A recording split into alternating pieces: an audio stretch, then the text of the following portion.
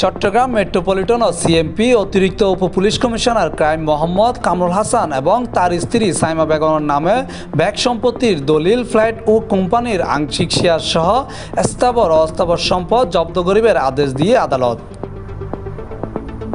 দুর্নীতি দমন কমিশনার দুদকের আবেদনের প্রেক্ষিতে আজ সোমবার জুলাই 9 তারিখ চট্টগ্রাম মহানগর দায়রা জজ ও সিনিয়র স্পেশাল জজ ডক্টর জেবুন্নেসার আদালতত এই নির্দেশ দিয়ে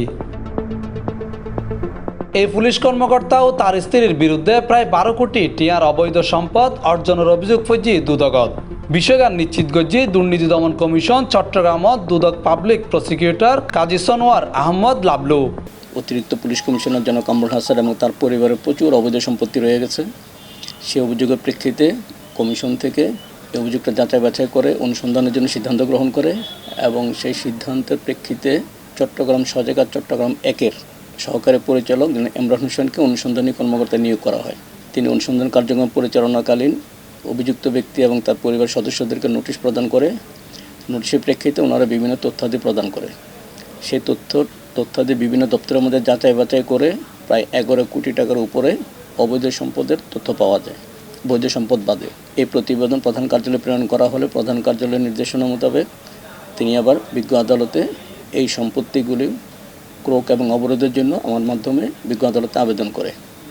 আমি বিজ্ঞ আদালতে আবেদন করলে বিজ্ঞ আদালত শুনানি অন্তে ক্রোক এবং অবরোধের নির্দেশনা প্রদান করে। আবার সংশ্লিষ্ট দপ্তরসমূহে এই আদেশের কপি প্রেরণের জন্য নির্দেশনা দেন, যার পরিপ্রেক্ষিতে অনুসন্ধানী কর্মকর্তা আজকে সবগুলো দপ্তরকে এই বিজ্ঞ আদালতের আদেশের কপি কমিউনিকেট করে। অতিরিক্ত উপপুলিশ কমিশনার মোহাম্মদ কামরুল হাসানের বিরুদ্ধে দুদকর আইনে মামলা রুজু হইলে তদন্তত আরও অবৈধ সম্পদ বেড়েত পারে বলে মনে করেন দুদকর এই পাবলিক প্রসিকিউটর।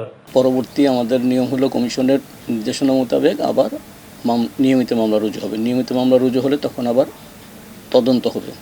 সেই তদন্ত কারণে আবার তাকে নোটিশ দেওয়া হবে, বিভিন্ন তথ্য যাচাই বাছাই করা হবে, অবৈধ সম্পদের তথ্য হয়তো আরও বেরিয়ে আসতে পারে। দুদক সবসময় দুর্নীতির বিরুদ্ধে তৎপর হইয়ে দুদকর আরেক আইনজীবী মজিবুর রহমান চৌধুরী। কোটি কোটি 500 কোটি 1000 কোটি টাকা আমরা মালিক হয়ে গিয়ে গই এখানে কোনো লাভ নাই।